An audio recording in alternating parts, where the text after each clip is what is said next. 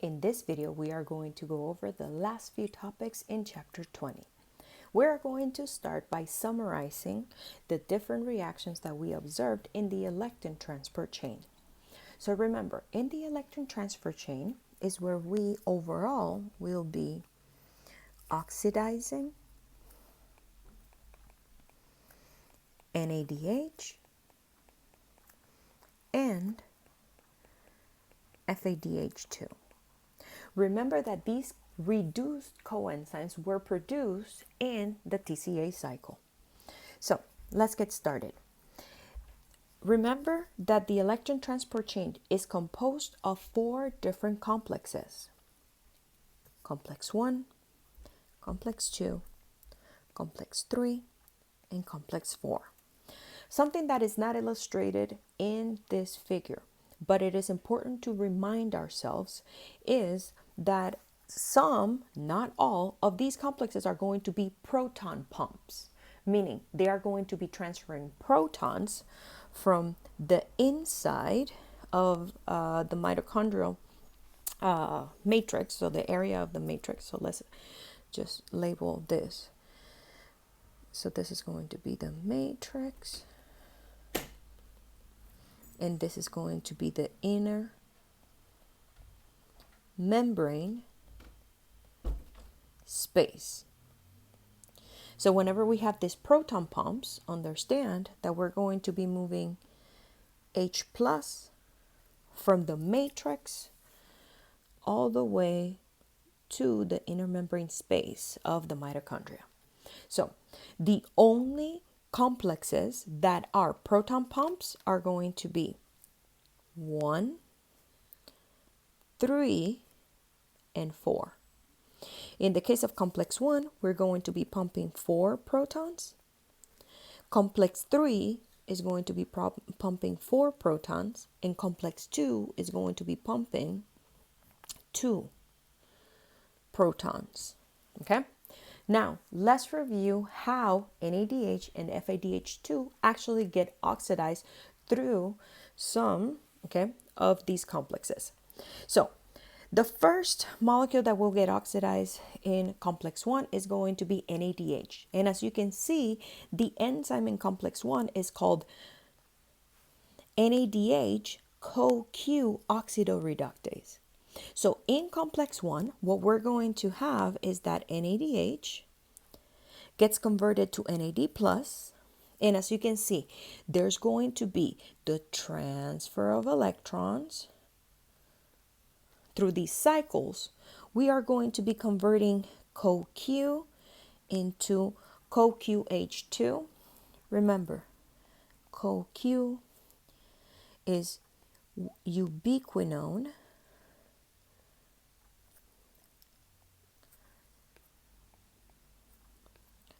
while CoQH2 is ubiquinol. Okay? Then, as you can see, that CoQH2 will be moving to complex 3. On complex 2, as you can see, there the enzyme is succinate CoQ oxidoreductase. Complex 2, this enzyme is present in the TCA cycle. Because as you hopefully remember, in the TCA cycle, this enzyme is the one that takes succinate to fumarate. In the process of converting succinate to fumarate, as you can see, FAD gets converted to FADH2, and then in this complex, FADH2 then it starts transferring electrons that ultimately are received by CoQ. CoQ gets converted into CoQH2, and as you can see, anytime we have CoQH2, then that is going to move these electrons onto complex 3. Okay? So, as you can see, complex 3, which is where the CoQH2s land, is specifically called CoQH2 cytochrome C oxidoreductase. So, in this process, as you can see now, we are going to have the Q cycle, which I did not discuss the details of the Q cycle, so you guys are not responsible for knowing the co-Q cycle reactions. Just know overall that what's going to happen is that now co-QH2 is going to be transferring these electrons in the electron transport chain to cytochromes. See? Well, here is just specifying to the cytochromes. That's how I'm going to summarize it. And then in the cytochromes, what we're going to see is that the cytochromes are going to be transferring those electrons, okay, all the way until they land in complex 4. Once we are on complex 4, as you can see, those electrons are then going to be deposited in complex 4, and ultimately O2 is the ultimate electron acceptor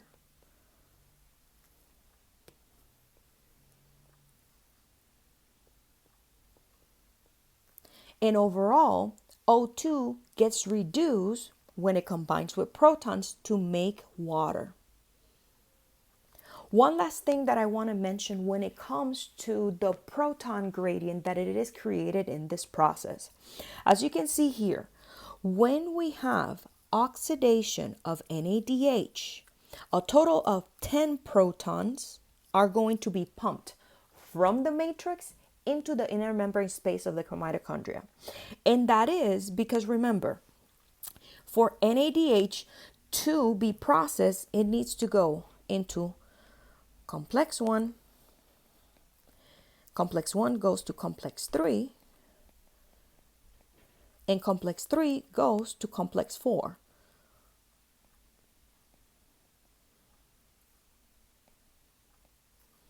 So those 10 protons come from the 4 that get pumped in complex 1, the 4 that get pumped in complex 3, and the 2 that gets pumped in complex 4. As you can see, FADH2 only gets 6 because FADH2 is processed through complex 2, and complex 2 does not pump protons. It is not, it doesn't have that capacity. Then remember that co-QH2 then travels to complex 3. And then from complex 3, we move to complex 4. And then in complex 4, in complex 3, we have 4 protons pumped. In complex 3, we have 4 protons pumped. In complex 4, we have 2 protons pumped. So that's where the 6 protons come from. Now, understand that the movement of electrons is going to be a process that is exergonic. So energy is going to be produced. Here in this figure, we are just illustrating how NADH gets oxidized and it moves. Again, those electrons after the oxidation of NAD goes to CoQ, CoQ goes to CoQH2, it moves to the cytochromes. Ultimately, H2 is going to be accepting those electrons to turn into water. So understand that this process is actually exergonic. Now, let's now understand how is all of this energy converted to make ATP. When it comes to this, we need to discuss 2 mechanisms of coupling this proton gradient to oxidative phosphorylation. And understand, we discussed already in glycolysis how to synthesize ATP. And so recall that in glycolysis,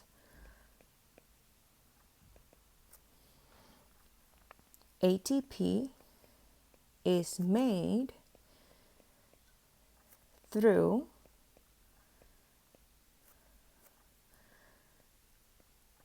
substrate level phosphorylation.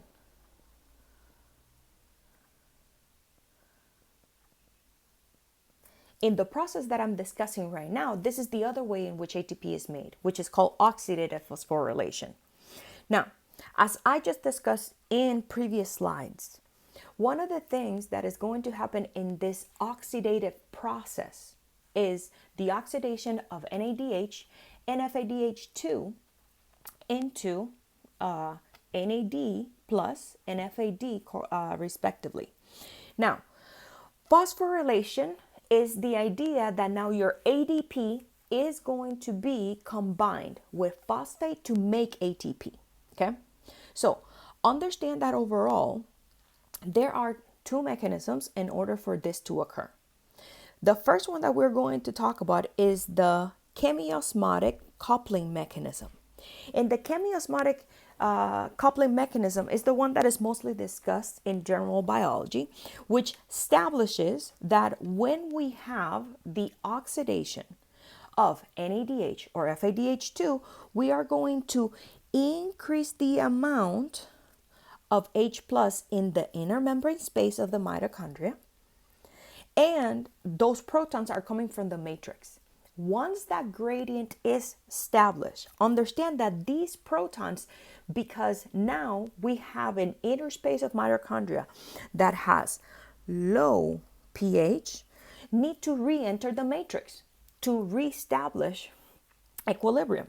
So, in this chemiosmotic coupling mechanism, it is completely based on the difference of proton concentration between the inner membrane space and the matrix. Basically, in this mechanistic view of synthesis of ATP, and as I mentioned, when ADP combines with phosphate, that's how ATP is formed. The phosphorylation portion of this is that when the protons re-enter ATP synthase, which is this molecule that is shown on the right side of the slides,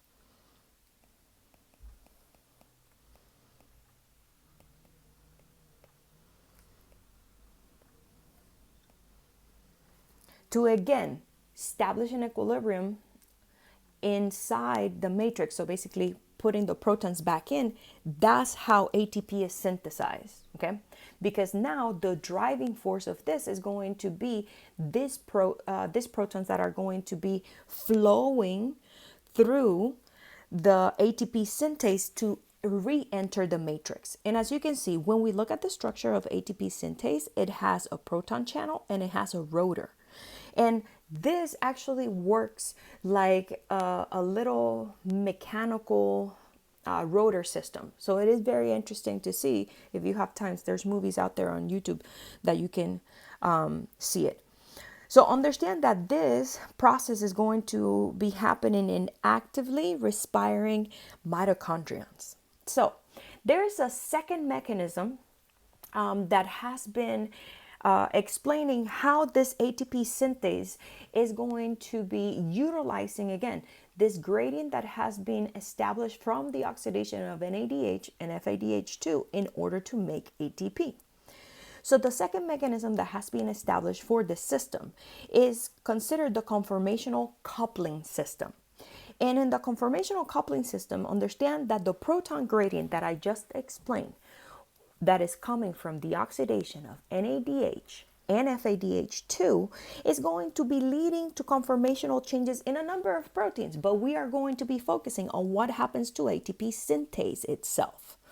Now, when we establish this in the figure that we have on the left side of the slides, understand that this is going to be representing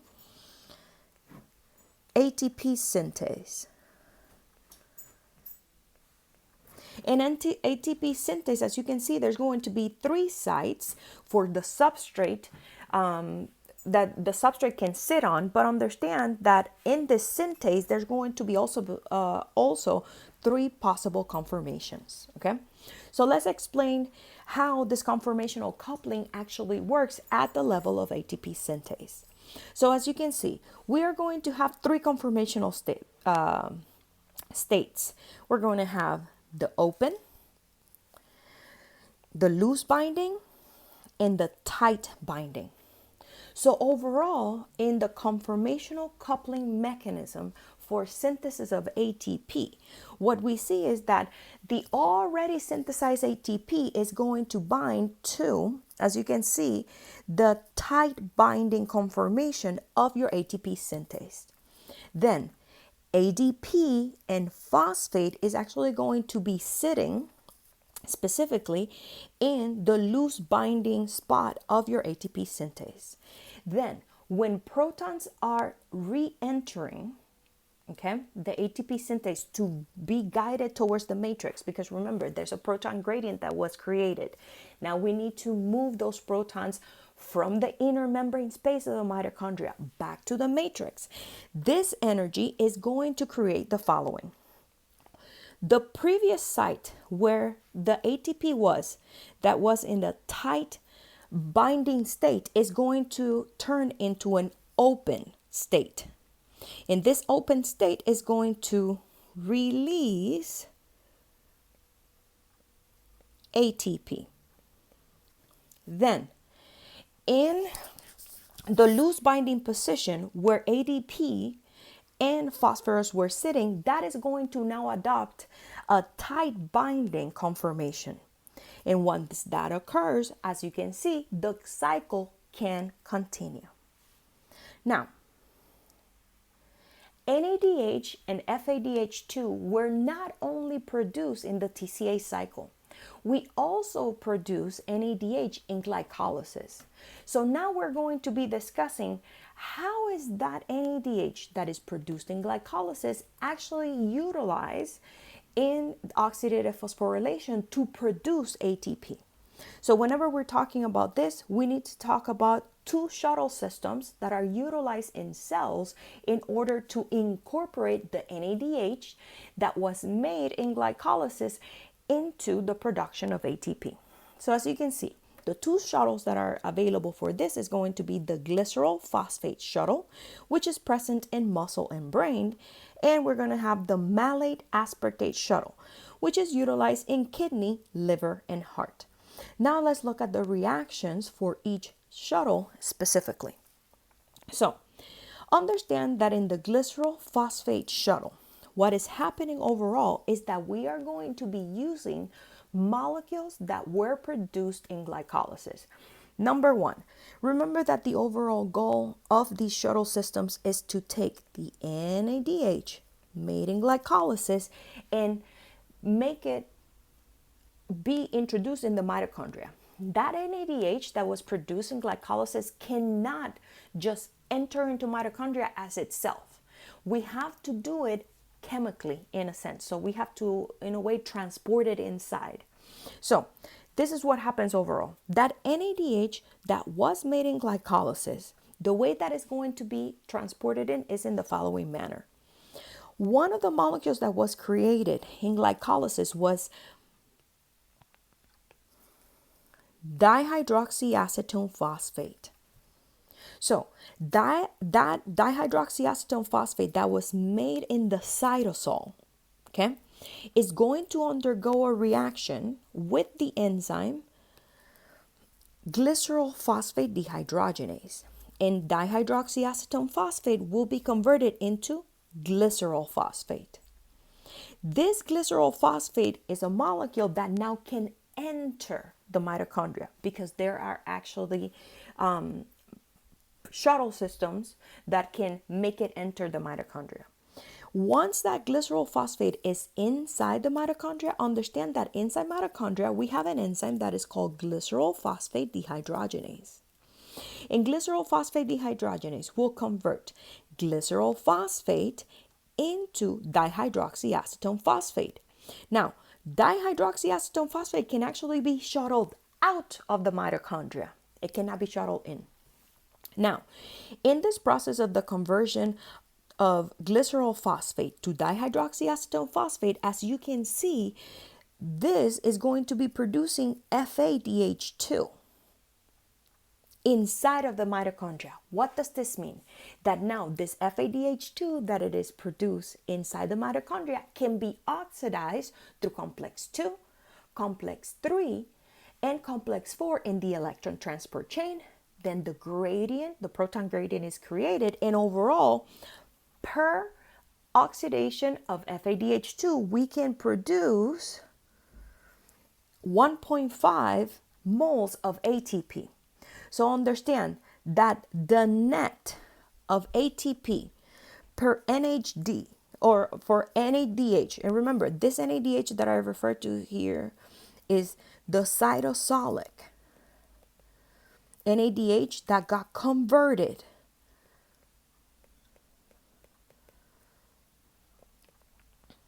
not directly, but as the reactions that I just explained to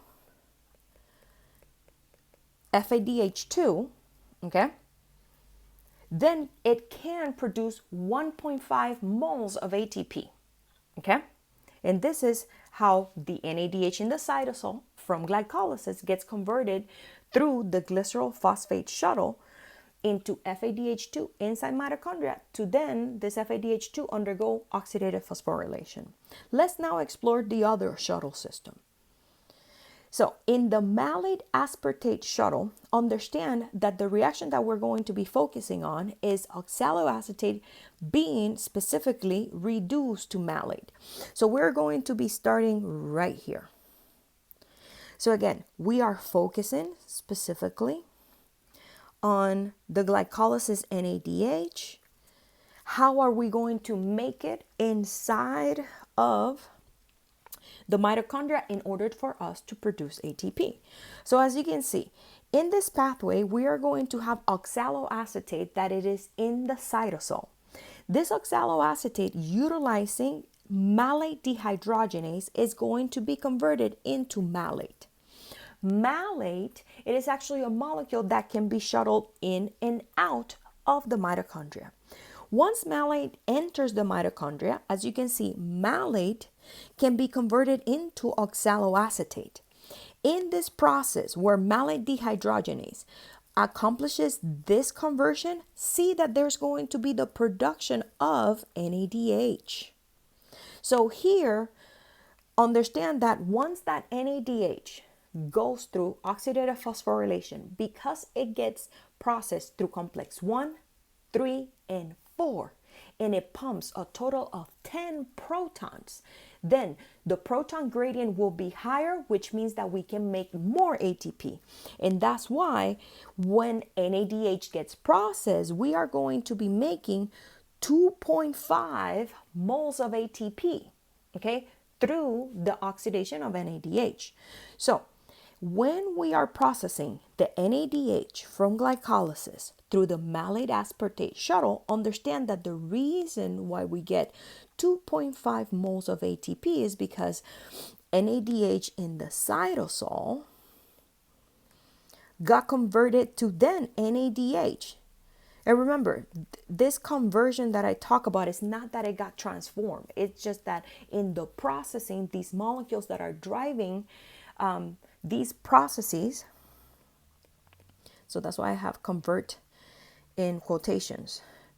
So NADH in the cytosol actually turned into an NADH molecule inside of the mitochondria.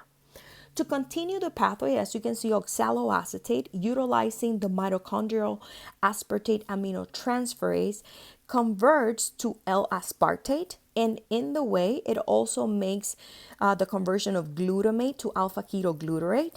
And these molecules are all shuttled in and out of the mitochondria. As you can see, L-aspartate can be now shuttled into the cytosol, and it can actually be converted back into oxaloacetate.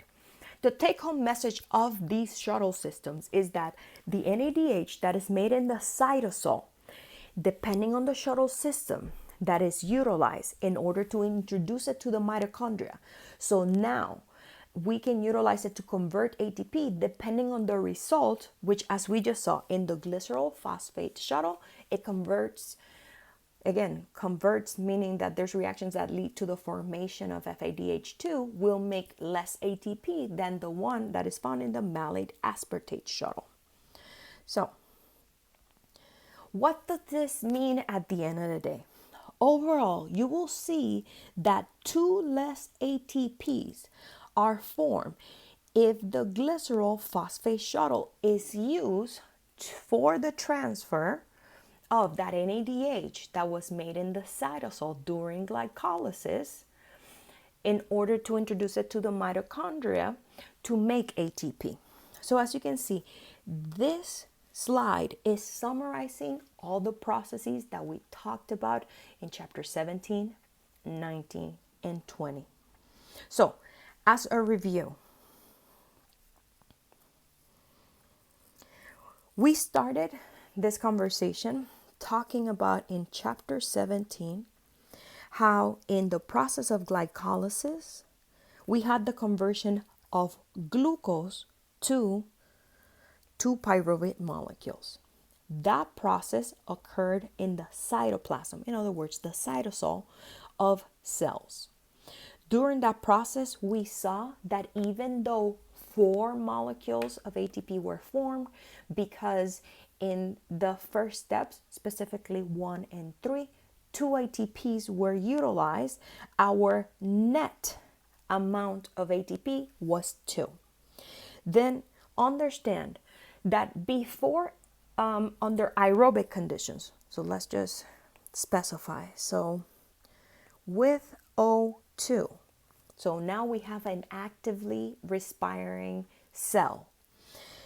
In the presence of O2, then we are going to be taking that pyruvate and converting it into acetyl-CoA. That specifically occurs in the mitochondria. In that process, we actually make 2 NADHs.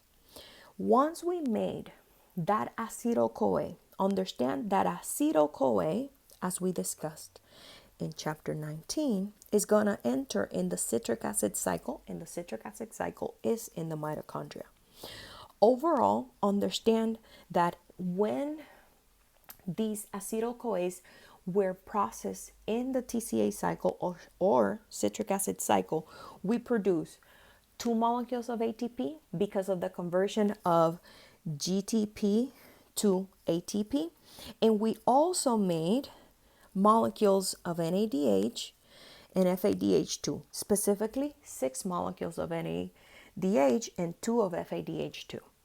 So we saw in chapter 20 that through oxidative phosphorylation, the NADH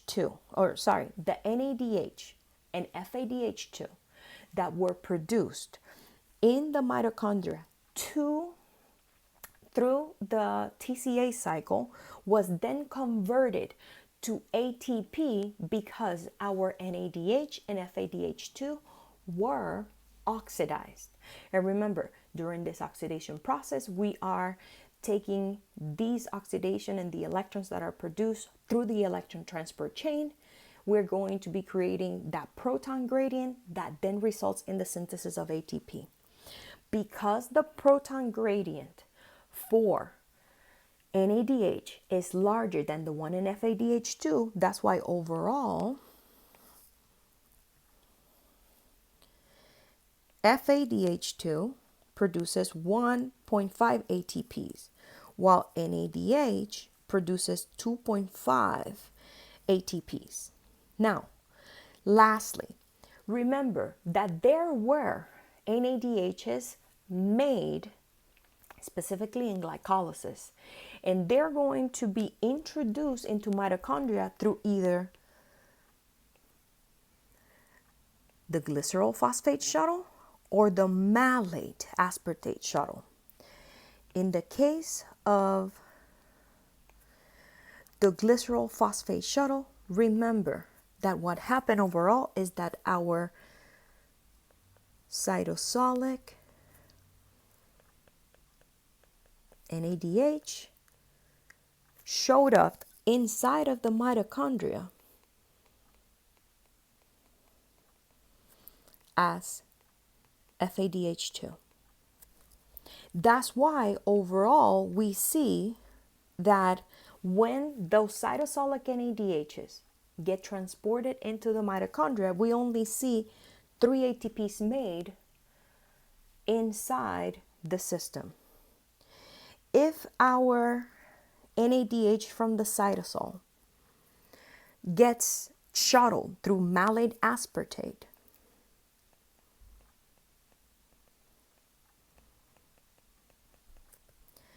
and goes into the mitochondria through the series of reactions that we discussed, it actually shows up in the mitochondria as an NADH. So that's why, because if we're shuttling through the malate-aspartate shuttle, this cytosolic NADH, since it turns into an NADH molecule also in the mitochondria, we have the synthesis of more ATP.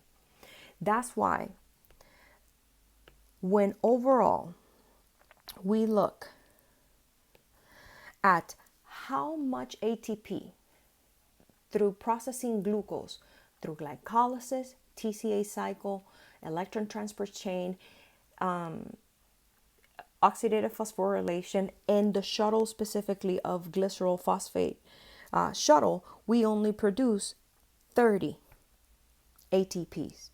While if we take glucose from the same process, but now the NADH that is produced in glycolysis gets processed through the malate-aspartate shuttle, we produce 32.